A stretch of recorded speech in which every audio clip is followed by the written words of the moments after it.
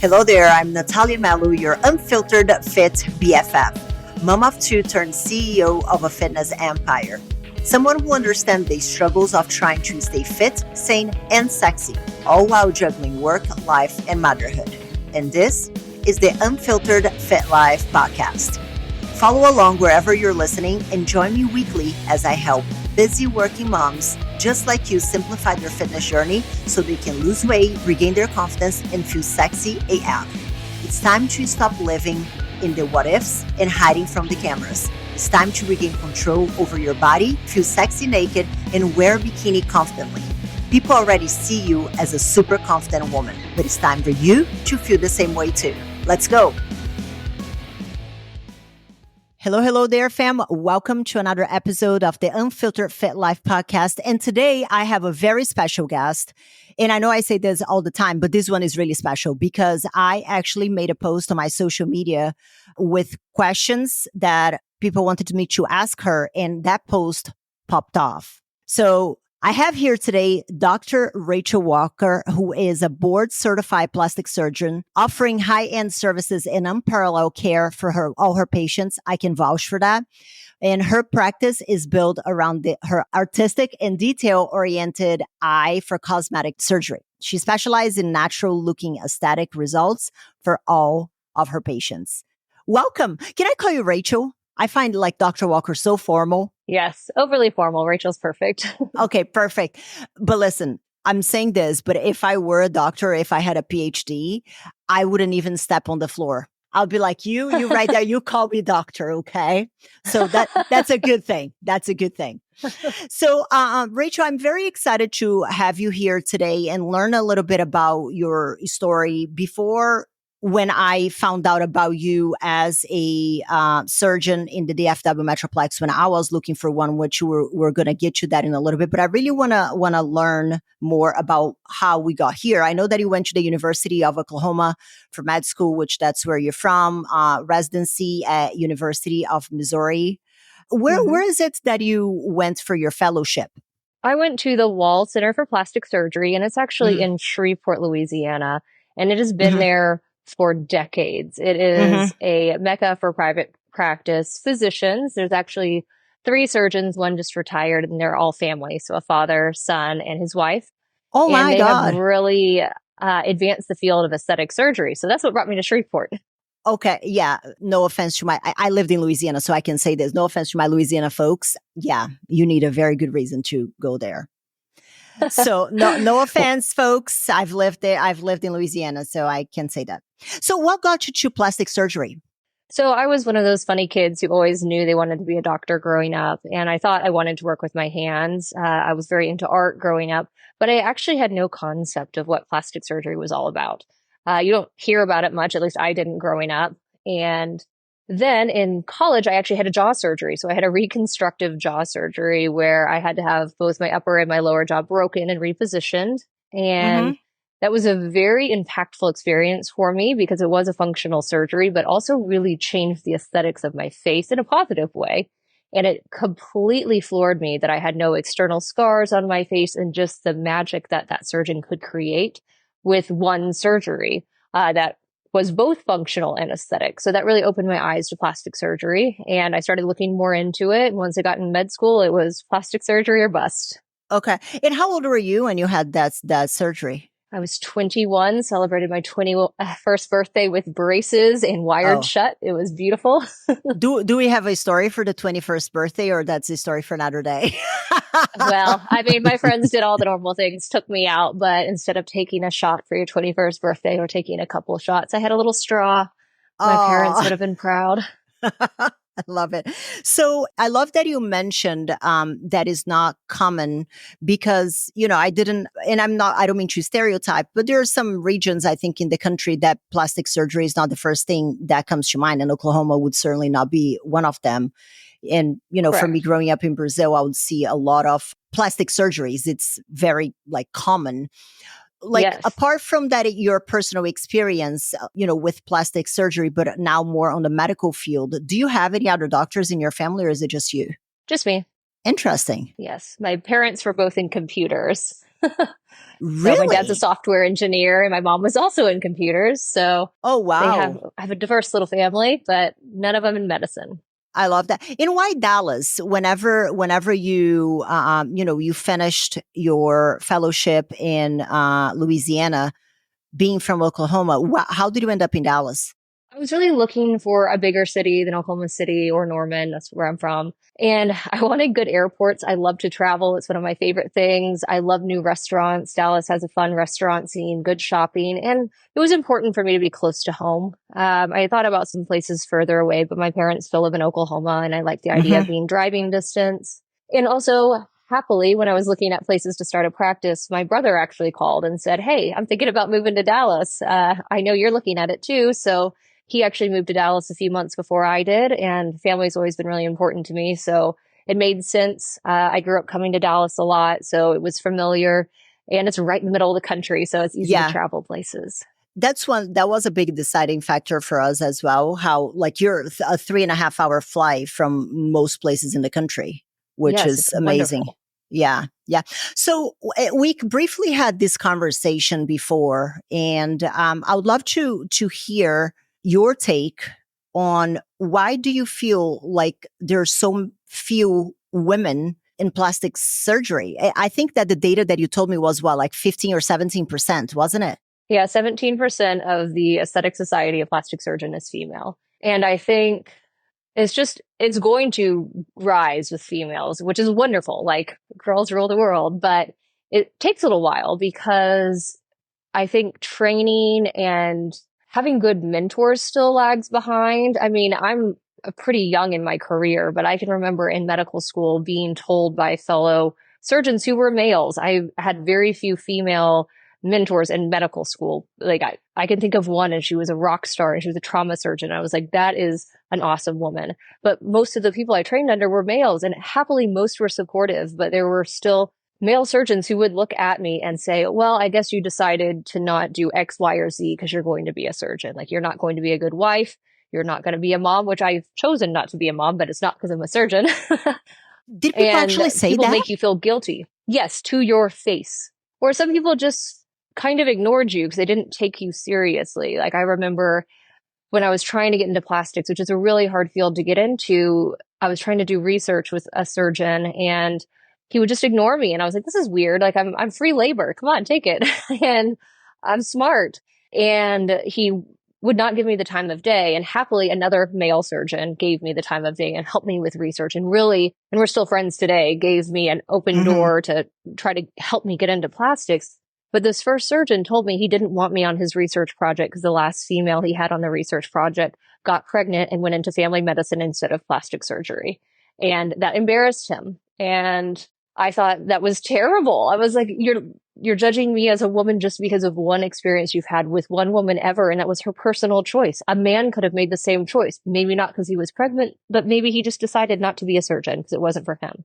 So very weird. But I think now there's a wonderful group of female plastic surgeons. It's so great. I have so many wonderful female mentors. There's lots of women in medical school and residency that will reach out to me and ask about my experience and can they do it? Is it like, how do I like it? Or just ask for advice because it's clearly possible. And that's wonderful now. I am shocked. I mean, that's not even the worst story. I was blessed and I know people who've had worse. like what?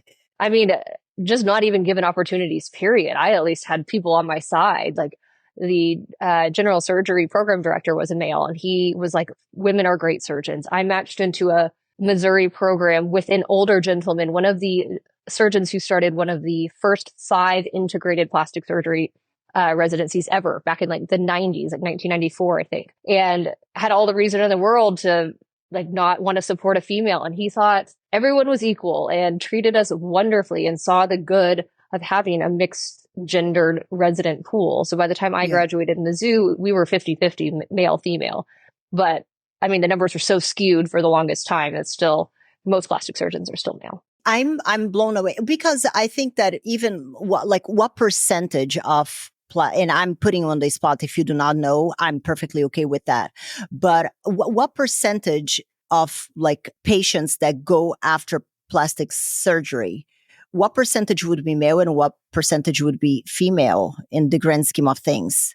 I think it's in the Mm. like lower 90% are females pursuing plastic surgery. Of course, there are populations, like I have a colleague who's wonderful and he has specialized in male plastic surgery and his population is over 90% males. But if you look holistically at the United States, it's somewhere in, I think, the 92% range Okay. of like plastic surgery.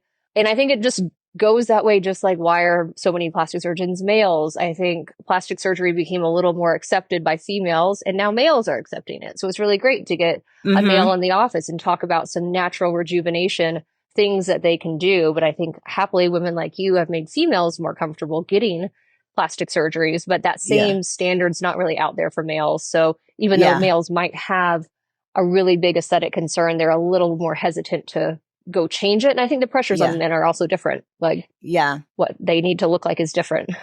Yeah, I know. I told my husband once about getting Botox and he just about died 5 times. He's like, I would never. And I'm like, oh, it's just Botox, you chill. But like, there is still that perception that is like not stuff that like big masculine men shouldn't be doing. And I'm like, you'll be okay. You're going to look sexy with some Botox in your forehead. So, Rachel, I didn't know this, but then I was doing my little research and I found out that you bought your practice straight out of fellowship, which that's bold, like big bold, like with bold letters, bold. So how was that experience with going, just like getting your like getting on your feet about being a doctor? Yay. Like I'm a doctor. I got this shit figured out. Excuse my French. And the next thing you know, you're like, you know what? I am going to get my own practice and figure it out as we go along. Like, why? Well, honestly, I was kind of just sad about other options. Like I didn't want to be in a hospital where I couldn't control the patient experience.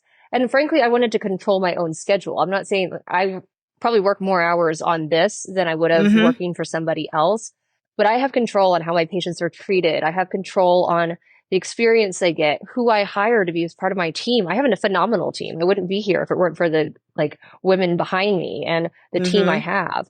And I got to choose those people, which was excellent. And then when I was coming out of fellowship, I also was pretty set on Dallas, and I didn't want to end up being a partner in a practice and then have a non-compete and not have to move away to do what I want or just delay the inevitable. At the end of the day, I had a vision of the experience and the type of surgery and the type of like practice I wanted to see, what I wanted things to look like. And it's like, if not now, when?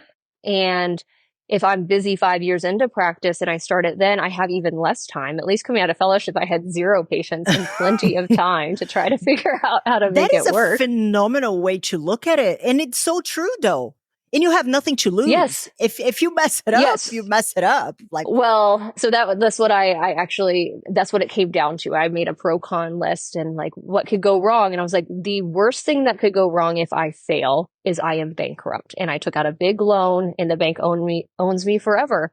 And that's terrible. And like, I don't like that, but I'm still employable. I still have skills. It's not like my medical degree and my plastic surgery training won't allow me to make money elsewhere. But if I'm not going to bet on myself, who else is going to bet on me?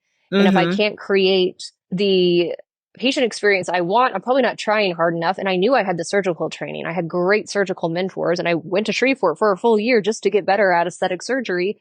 And I really just believed in my own vision. And I think that's why I chose to do it.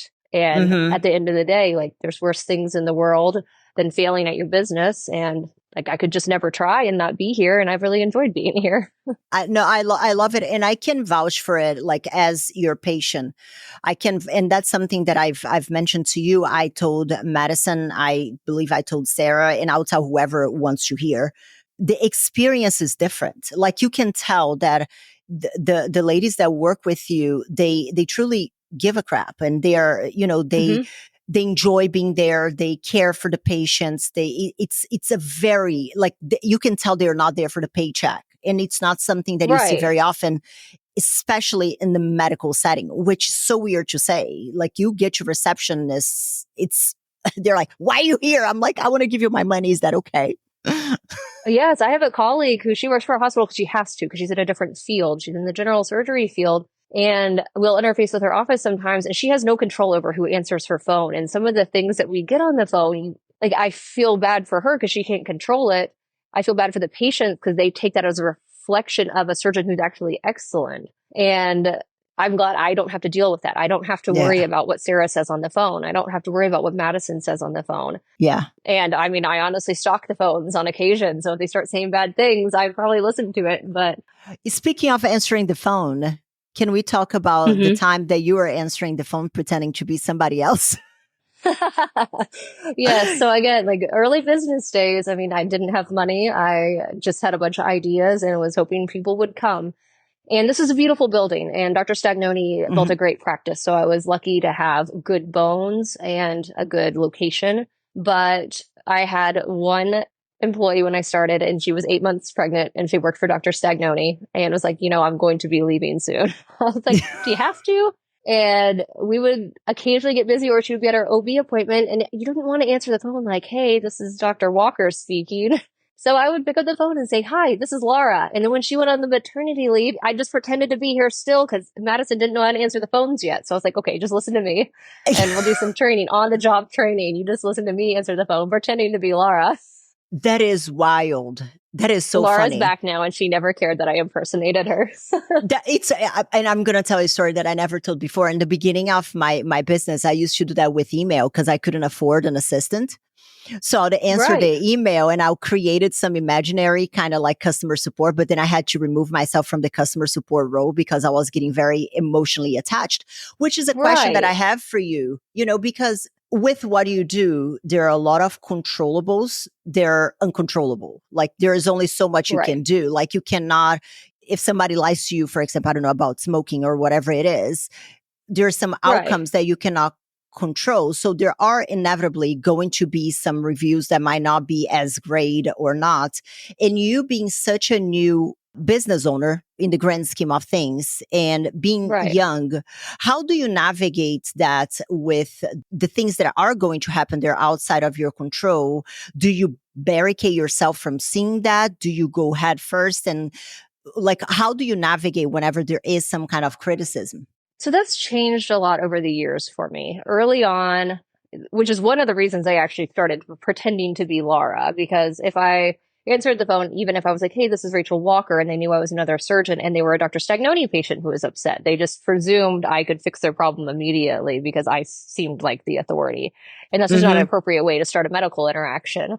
But then when I first started too, if patients were upset, like about silly things, like let's say cost of a breast augmentation. I mean, cost of a breast augmentation is a pretty tight thing. There's not high variability outside of if you go to people call them chop shops, but something that's a very aggressive, not doctor owned, and they don't take care of their patients. They might have better pricing, but you're getting a different service. So maybe people will leave a bad review because I'm expensive, or maybe they'll leave a bad review because I asked them to lose weight for their own safety.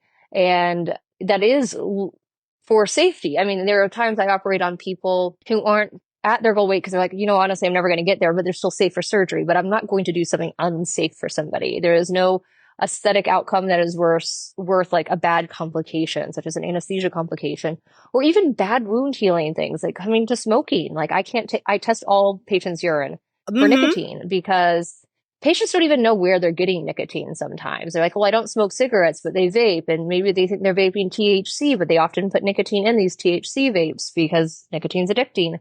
And so I have to test the urine because I don't want their nipples to die. I don't want their belly button to die. I don't want their skin to die. And it's to protect both of us. It's not just me. If I have to cancel someone because their test is positive, that hurts my bottom line. But I couldn't live with myself knowingly putting someone under anesthesia who's a smoker and do a breast lift and their nipple dies. And I knew all along that that could be a problem. That's where like my Hippocratic oath comes in, like first do no harm. And so patients get upset because they just wanted to think like, oh, maybe I won't get caught, or maybe they were just delusional about how bad nicotine is. But until they've taken care of the patient with a dead nipple or a big area of dead skin on their tummy tuck, they don't know how bad it could be, because in their mind they're like, I won't be that. Or like my friend had surgery and she was a smoker and she was fine. But just because she was fine doesn't mean you'll be fine. And I can vouch for that. I couldn't believe it. Like whenever I was asked to pee in the cup, and I'm like, "What is that for?" Like I actually thought that it was for Yeah. drugs. I'm like, or to like pregnancy or whatever. I'm like, there Right. is no way pregnancy. Yep. Nope. And then I was told that it was nicotine, and I was like, people Mhm. actually lie about that. I think people sometimes don't intentionally lie about it. I think Mm, they're like, oh, cigarettes. And then you're like, but no, nicotine, like we put it clearly as nicotine. And then I think, unfortunately, like the vape industry is not regulated. There is plenty nicotine free vapes that still have nicotine in it, which is mm-hmm. unfortunate, or gummies or certain things that have additives that are supposed to simulate cigarettes. And they're not trying to simulate the tobacco. They're trying to simulate the nicotine because that's the Yeah. addictive component.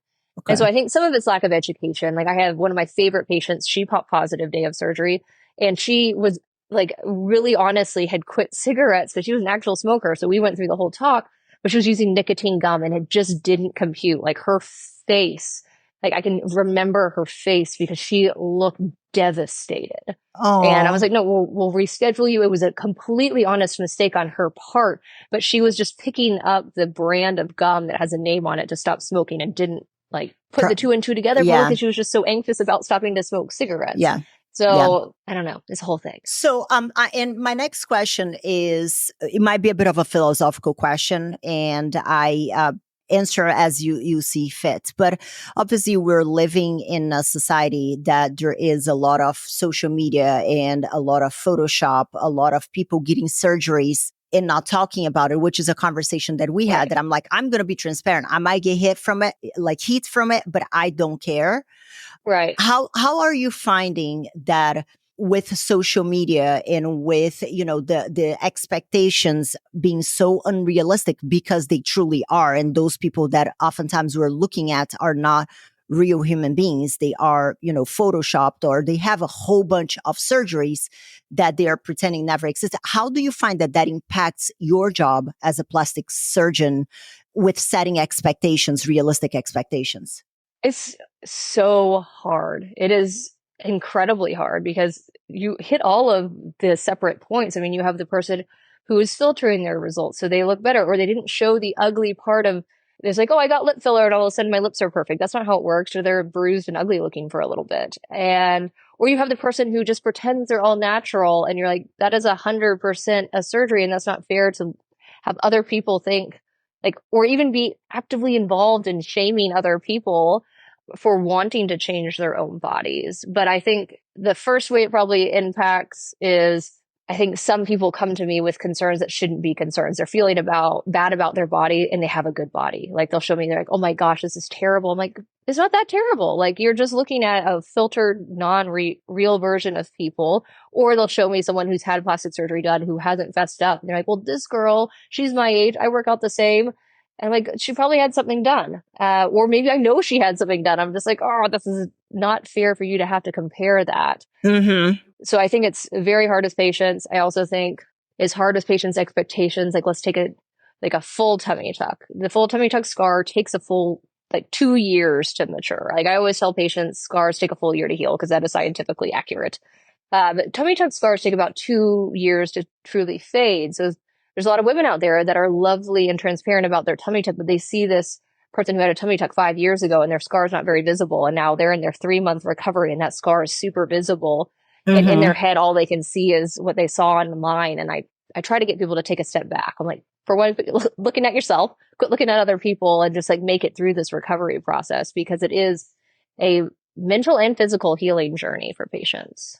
I can like I had the reverse tummy tuck, but I can like the mental Yeah. healing is it's hard and navigating it through like the pain and discomfort and still having to do the things that you do in your day-to-day life, like being a parent and sometimes Right. working. And so, and now I'm gonna ask a question on the other side of that unrealistic expectations, which the question on the other side of that is people who are going into surgery thinking that it is literally a miracle pill. Like whenever you were talking about way, because I find that a lot of times people look at plastic surgery as a dichotomous thing. It's like, oh, if you're getting plastic surgery, it's because you don't take care of your body and you're overweight Right. and you and I think that they two complement each other. Just because you're fit, it doesn't mean that you're not going to get plastic surgery. Just because you have plastic surgery, it doesn't mean that you're somebody who doesn't give a shit about your nutrition and your habits and things like that.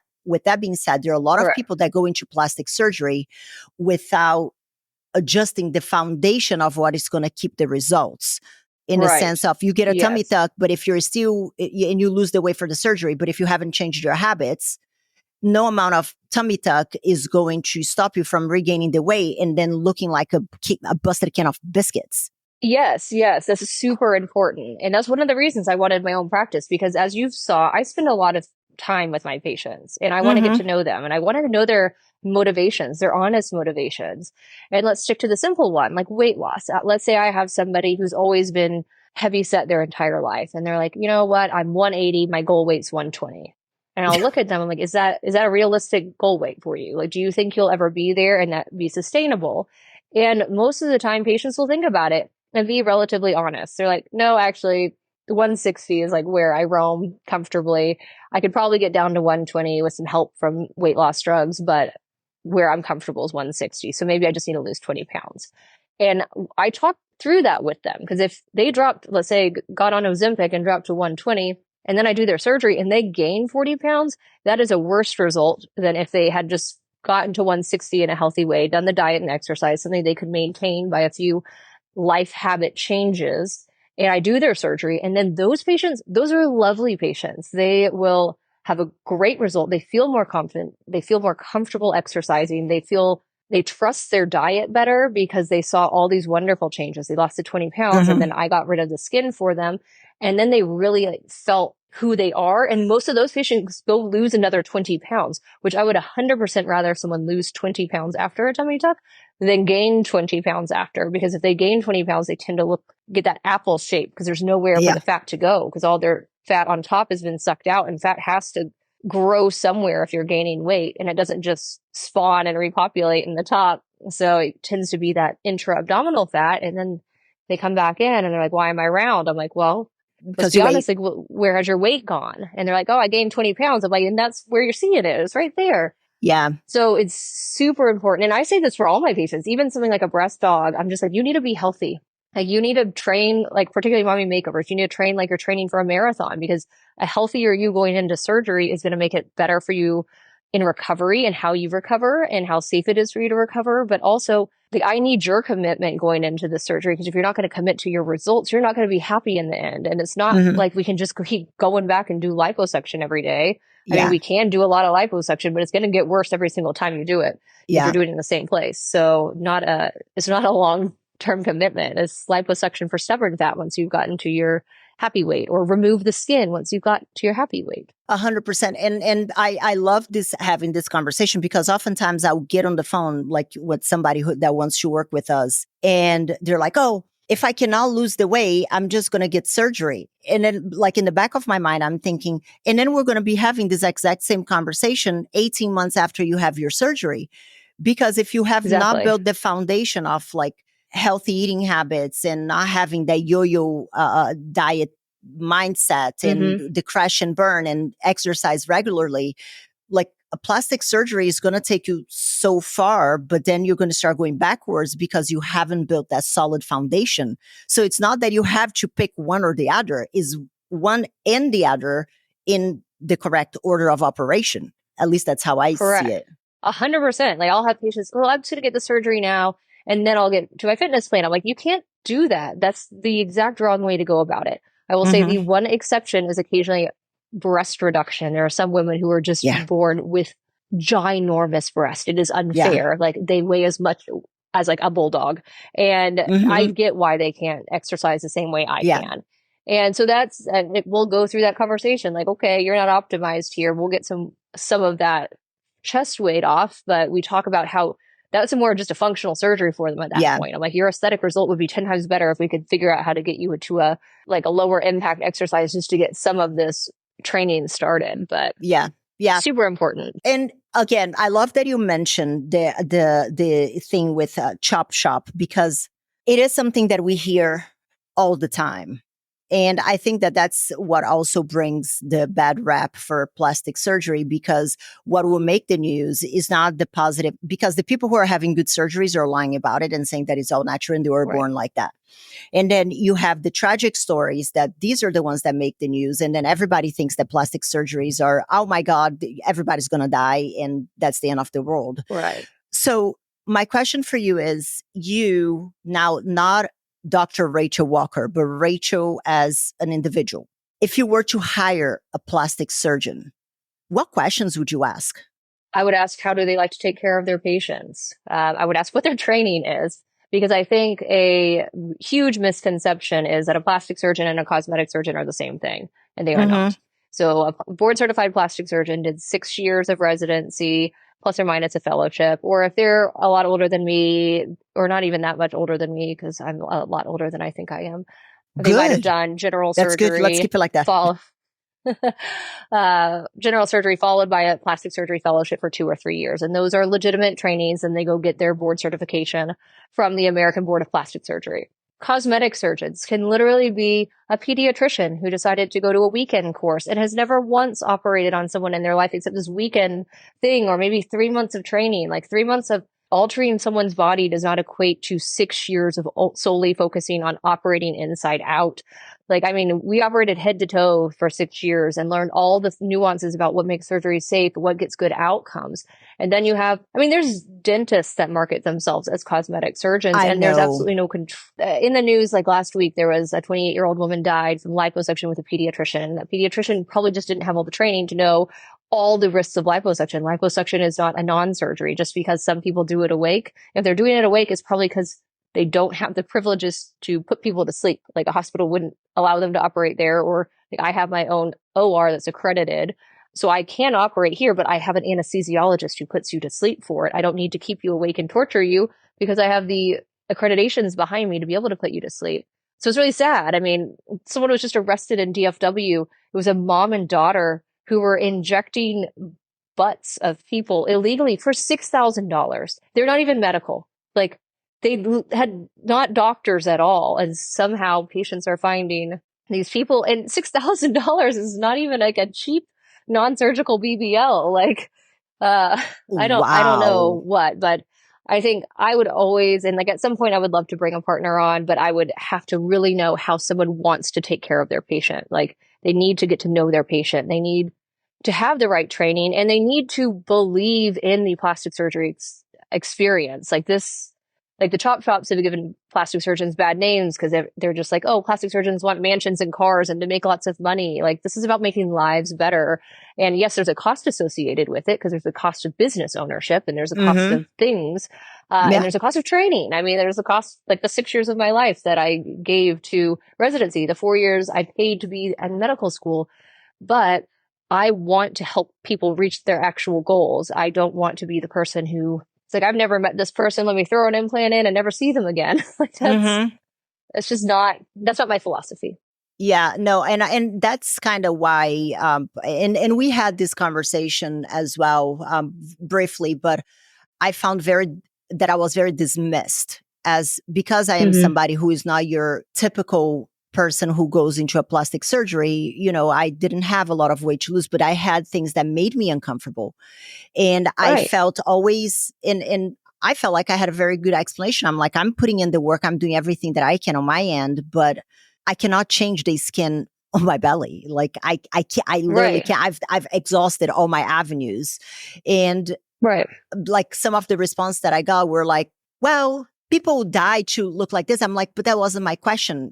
Like, I want to die to be me, like to be the best version of me. And I only have one life. Yeah. And I think that you and another doctor that I spoke to, who was actually in Brazil, a very good doctor in Brazil, were the two only surgeons that I spoke to that were empathetic and understood the struggle that I personally experienced, even though I was different from other patients, your typical patient. Yes, I think it's very presumptuous to pretend to understand like the life somebody lives just because you're super fit. And yes, like Instagram, like I saw several comments that are like, I would do anything to look like you. You still have your struggles, or other people have some other things going on, and it might seem minor to the outsider, but that's what takes away their joy, and just some small modifications, as long as they are safe and reasonable, I think that's a good conversation to have. And then it's Yeah. just sussing out, because of course there are people who are just not going to be happy, and they're using Yeah. surgery as a, hopefully it will bring them their happy. So that's a different story. But if it's something that I just don't understand, my goal is to understand it better. And then if we Yeah. come to, like, we trust each other, that's a great patient for me. Yeah. No, 100%. So just a recap here, because I really want to make sure that people are going to the right surgeon, because again, there is a lot of confusion as to, the cosmetic surgeon, board certified plastic surgeon. So questions to ask if the surgeon is a board certified. Yes, board certified in, like, you need to ask what board, because I think that's one of the most annoying things that people do, particularly people who shouldn't be doing a lot of plastic surgery. They'll say, I'm triple boarded. And they're like, I'm boarded in cosmetic medicine, which is not recognized by the American Medical Society. Like, that's not a legit board. I mean, they call themselves a board, but it's not recognized by the main society. Yeah. Yes. And they'll say, like, oh, I'm boarded in pediatrics, which that's a real thing, but that doesn't make you a surgeon.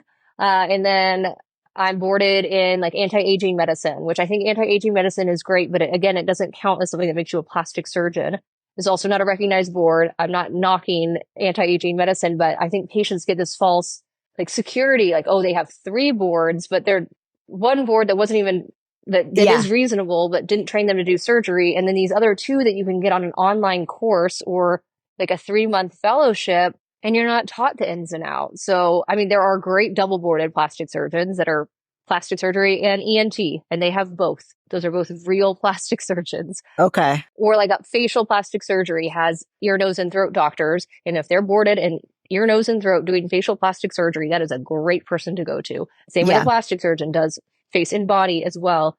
But American Board of Plastic Surgery or ear, nose, and throat Okay. are the ones you would want to look for. If it's cosmetic medicine, that's not a thing. And if it's Okay. cosmetic surgery, it was probably a weekend course. Interesting. I didn't know that. So, and I have a question that you might not know this, and it might not be something that you want to touch on, but listen, it doesn't cost to ask. So, because in recent times there was a surgeon that in California that had a lot of almost like things in his background that it still allowed him to keep on practicing, like people that didn't make it on his table and things like that. Is there a way for people to find out more about, for example, in the case of this surgeon, that there were a lot of things, and it just came out because I think it was Charlene Johnson, I can't remember her name, really, she went on, and I'm here for it, because I think that legitimately good surgeons and competent and who appreciate their the training that they have done and their reputation, they appreciate things like that too. So what can a patient do to find more information, whether or not there are things going on behind the scenes like this with a surgeon? I think most of it's Googleable. Like, at least in the state of Texas, you can look up somebody by their medical license, and it would say if they've had any judgments against them. And I think most states are like that. But I do think, unfortunately, Google reviews are powerful and not. Like, we don't pay for Google reviews. All ours are honest patients leaving, and I love that. And I thank all my patients for doing so. But some of these questionable places, they've either paid somebody or had some, like, weird non-disparagement, and those are just unethical people. But I think there was probably some red flag that was also missed. Like, I just spend time with your surgeon. Make sure you're comfortable with your surgeon. If you haven't met your surgeon, that is a red flag. You should be meeting your surgeon before they cut you. Is that a thing? Yes, it is a very, very common thing. I have some people who come in here for revision and they're like, I don't even know who operated on me. I was like, did that Girl? not? I mean, they always, they know it when they say it out loud. But they went probably for the cheaper deal. I think it's very uncommon to have the situation like in California. Like, if someone is legitimately trained and boarded, usually the board intervenes way before, like, the person is a danger to society. I mean, there's unfortunately other examples of that. But if you just did a quick Google, you would be like, this doctor lost their board certification. This doctor lost their hospital privileges. There's something there. You just might have to get past the first page of Google. Okay. And I would also say, like, there's no doctor who's perfect. Every doctor is going to have a complication of infilly. So if you thought, like, oh, this patient had this doctor had one problem with a patient. Like, if you operate enough, you're going to have a problem. So you're never going to find that exact perfect person because doctors and patients just don't always match up. And some people just get unlucky. Like, medical complications are medical complications. Yeah. Because we're not robots. And patients have things that we don't know. But things like the California, I think probably with enough Googling, you could probably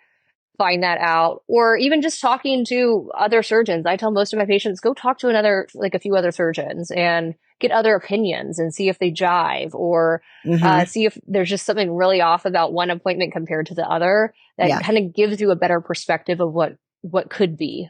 Yeah. Again, just to give you feedback on what my experience was, one thing that I love, I know I'm somebody who has a lot of questions. I have loads of questions.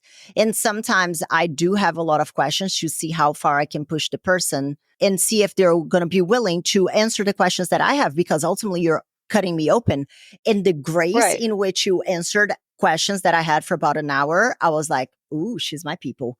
And, in understanding that I did have real concerns, and some of the questions even like sometimes got you off guard, but you were like, no, here's what it is. So I really appreciated that. And that is kind of what made me move forward, like really building that trust. Well, I'm glad you had a great experience. Yeah, no, I did. And I think it's so valuable. It tells me something about like a patient as well. Like the fact that we could have that conversation. And I knew some of the times I wasn't giving you the answer you wanted. And I was telling you like, oh, like X, Y, or Z, this is going to take this many months. And it did not throw you off. And so then I knew, I was like, oh, I can trust you as well, because I think you asked a little while ago, like, how do I deal with like patient complaints or bad things? Like beforehand, I think I walked into those a little more because I was afraid to really like show like the dirty about things. I'd be like, oh yeah, healing takes this long. But now I'm very specific to a patient. I'm like, this is going to look terrible for 2 months and you're going to hate it. Yeah. And if they can have that conversation with me, I'm like, okay, this is someone I want to go on this journey with. And I know, like, what if that doesn't settle down in 2 months? I'm always going to do right by the patient. I'm going to take them back, tweak things a little bit. Yeah. But I need their mind to be right, that I need time. And it's not at 2 weeks, people don't look perfect. Yeah. Yeah, no, 100%. And that's the thing, like conversations that we've had. And I was like, oh, this is happening. You're like, yeah, like I told you. I'm like, cool, that's fine. Yeah. I mean, I know that if something needs tweaked, that is a conversation we already had and the expectations were set from the get-go. Right. So now we're pivoting to my next question is regarding breast implant illness. It is something that it's being talked a lot about on social media, on the news, and all over the shop. I don't feel like I'm the best person to talk about it because one, I have never experienced and I love my boobs and they've never caused me any trouble. So what can you tell us what it is? What are the symptoms if they do exist? Like tell us what BII is. So BII is unfortunately very ill-defined. So it is women with a subset of symptoms, and they also have breast implants. And those symptoms are terrible and life-altering. They're fatigue, hair loss, weight gain, depression, itchiness, just changes in mood, and a lot of things that are very non-specific. So, and then you also have a breast implant, right? Unfortunately, there's no lab data. I wish I could draw blood and be like, okay, here's this marker for BII. Let's take out your implants. They weren't right for you. That doesn't exist. I think some of the misunderstanding of BII is that some people have it and some people don't. So I think people who have had really great health changes after removing their implants, that was the right choice for them. Doesn't mean it's the right choice for your friend with implants. And maybe if you're just a little honed in on my implants are causing this problem, you might miss an actual medical problem that you have that is not your implant. Like, what if that is thyroid cancer? What if you have what if you just have a hormonal problem? Or what if it's just a bad time in your life and those are the symptoms? I am not saying BII doesn't exist. I think like most people I know can eat bananas, but some people are allergic to bananas. Like every body is different. And if I have someone who walks in my door and has a lot of like inflammatory autoimmune conditions, if they say like, hey, I have lupus, I have juvenile rheumatoid arthritis, and I have celiacs, and I want a breast dog, I will have a very frank conversation with them because they have a lot of inflammatory things going on. Their body is already having a little issue with itself. Does adding a foreign body make sense? It probably doesn't. And so we have a very honest conversation about that. I also think there's women who tolerated their breast implants fine for 10 years, and they are concerned that their implants are causing inflammatory problems. I am happy to take them out because I can't promise them it is or it isn't. And it is a foreign body at the end of the day. I do know that at least studies have shown, like decades of studies, that implants aren't poisoning you. You're not getting silicone poisoning. You're not getting heavy metal poisoning.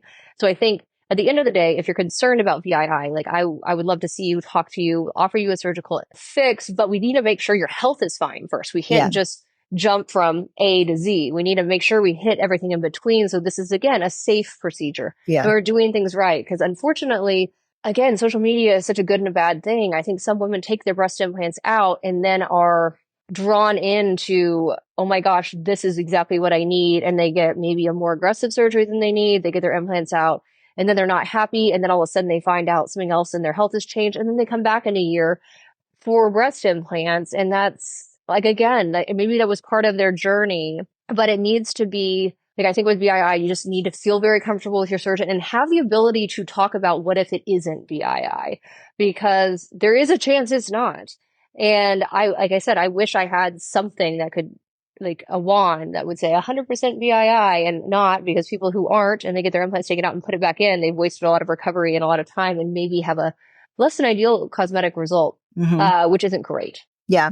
I think it's a bit like in the fitness field, it would be like hormones. Everybody's blaming like, it's the hormones. It's my hormones. I cannot lose weight.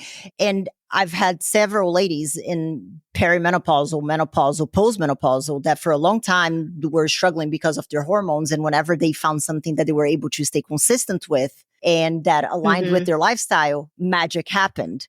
And again, for some women, it is very real. It is the hormones, but it's not for all. And I think it's very dangerous to not at least want to have a conversation about what if it's not. So, and I think plastic surgeons don't love talking about VII because I think not everyone gets VII doesn't mean I think that people can't have VII. It just means we, just like any other medical problem, need to make sure we check off all the boxes before performing. And we need to make sure that, and like I think about it, like it's a nice mental checkbox. Like if I weren't feeling well, it's like, oh yeah, take my implants out. That is definable. It's a checkbox. Whereas going to the gym, making changes in the diet is a lot harder checkbox to hit. A quick fix is taking out implants. It's an expensive fix, but it's so complicated. And I know at least like board certified plastic surgeons, we care deeply and we're doing all this research to try to figure out like, are there risk factors for people who aren't going to tolerate? Are there certain things we can look at differently? But it's that thing, the correlation does not imply causation. I mean, you feel like it's like, I don't know, I go outside, I drive my car without a seatbelt, I get a flat tire. Oh, I got a flat tire because I don't have seatbelt.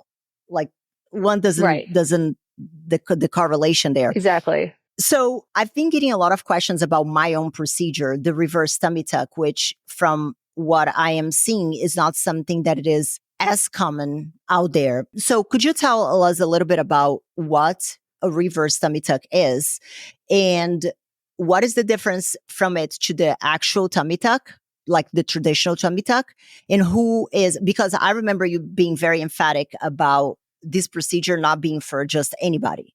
So could you tell us a little bit about all of that?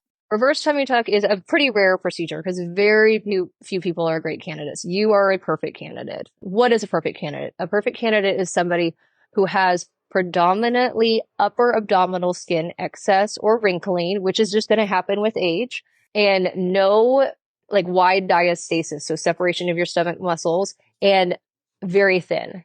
Patients have to be thin. Because if I do a reverse tummy tuck, which has incision under each breast, and it's really awesome in patients who are also getting breast surgery or have breast implants to hide the incision, because if someone's very, very thin up top and maybe let's say an A or a double A in their natural breast size, that scar is a lot more noticeable than a tummy tuck scar because it's right under each breast. But if you have a shadow from either an implant or just larger breasts, it's tolerable. And gravity works. So if I'm pulling up and it's really thick tissue, that scar is going to migrate down and I don't have enough tough stuff to anchor it. So I'm not going to get a great result. And I don't like doing surgeries that don't have great results. The other thing about stomach muscles is if you have widely separated stomach muscles or diastasis, I cannot just repair the top part of the diastasis. And that's all that a reverse tummy tuck allows for. Because if I repair the top, then you're just going to bulge out on the bottom. So you're going to get a lower abdominal pooch. And it is not fat. It is literally just your guts showing more down there because It's just like if you wear a tight dress that has the band right here and then it's squeezing you, you're going to have more of your belly showing below. Yeah. It's just like that. Whereas a full tummy tuck is more common. And that is because particularly women who've had pregnancies, your entire belly stretches out. And that can stretch your muscles apart, which that is best repaired. And I say best repaired because occasionally you can repair diastasis through like a mini with something else or a reverse with something else. But to get to the entire stomach muscles, I have to dissect all the way from the pubic bone up to the breastbone. And I need to sew it all together so you have a nice flat and we tighten the entire corset at once instead of having the tight top corset and no bottom corset or vice versa. That's why you can't do a mini tummy tuck and leave the top unrepaired because then people get this weird top bulge. Yeah. So full tummy tuck allows me to address skin above and below the belly button. So if you have laxity in both, it allows me to pull you down. Someone like you had very mild laxity of your lower abdomen, and we treated it with non-invasive tightening, so Renuvian. So that's going to take 6 to 9 months to fully tighten, but you did not have impressive laxity down there, and you had more impressive laxity up here. So me pulling up, you being thin, you having great muscle strength, allowed me to do those in combination. So I would say you're a little more unique. I would say almost more commonly a reverse tummy tuck for me as somebody who had a tummy tuck, a full tummy tuck maybe 10 years ago, and then their upper abdominal laxity recurred and they're still really tight in the bottom. And they're like, I'm just bothered by this up here. And doing a full tummy tuck wouldn't make sense. So then I just pull them up the other way. Okay. So it's another common reason for me to do that. Okay. And another question that I have, and I'll wrap up because I want to be respectful of your time, is a lot of people, it's a question I've been asked a lot is, did she cut across your breast? Because that is how some surgeons will do. It's kind of like having a scar across below your breast, and you didn't. Why is that? Yes. So, and you may recall this conversation. I will always tell patients it is a very rare day that I'm going to say yes to a reverse if I don't think I can get it done without connecting the incision. I will say occasionally in a massive weight loss patient or someone who has literally zero scar concerns, I'll just go ahead and connect it. Like that works great. But I would rather your body prove to me that I need it. So get the maximal thing. And if I have a little bubbling up here that doesn't relax, but we have to watch it for a while. It's always going to have bubbling, even if you connected it. If it doesn't relax, that's something I can fix under local anesthesia. And then we can connect it if we need it. But wouldn't you rather be able to wear a bikini and not have something in the middle that's permanent? Yeah. So that's why I don't like doing it. But I'm also very specific about who I choose. Like I'm sure I'm a little more restrictive about who do I say yes with a reverse tummy tuck. And again, like we went on that journey of questioning together. So I know at 6 months, if I'm like, let's just do a little tweak under local, like no downtime. And I have to extend your scar a little bit, it would be worth it then. But right now it's not worth it because we just need some time. And if we can let time do its thing and it settle down, that's perfect for me. And probably more ideal for you to not have that scar. 100%. Rachel, it's been amazing to talk with you, like outside the office, like talking, like just having a conversation. Is there any question that you wish I would have asked you? I don't know if I came in with any expectations of questions I would have wished you asked me. I guess maybe about my bulldogs, but oh yeah, but that's kind of, how old are they? Like they're your kids. Here they're called Cheddar and Gouda, and they're the cutest. I love them so much. Yeah. Gouda's 5. She wishes she was an only child. Cheddar is 3. He's a sweet boy. Has a little bit of social anxiety. Oh, bless. They're a good pair, except when Gouda decides she doesn't want Cheddar around. Oh, I love it. I love it. So, and this is a fun question that I like to ask because I know that you like to travel, and I love to travel too. Yes. What was your favorite trip that you've ever taken?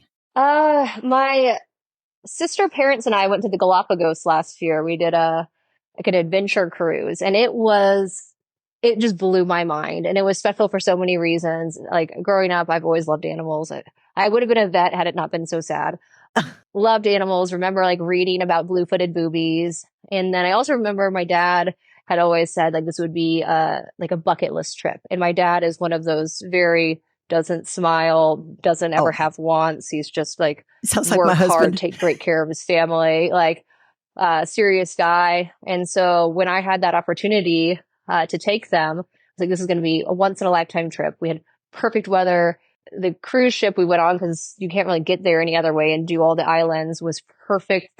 Like my mom had a great time, and like my mom and dad have different interests, and my sister and I were like super busy because we did like all the adventures. We kayaked, we hiked, we did snorkel, did everything you could do. And it was just beautiful, fun, and different. And experiencing it with my family was tremendous. Like I've taken so many great vacations happily because it is a passion, but that one just stood out as something that was really special. I didn't even know that cruises went. I'm a big fan of cruises. Big fan. Like you just pack and unpack once. I'm all about it. Yes, you would love this one because it's also very active. They had a great gym on board.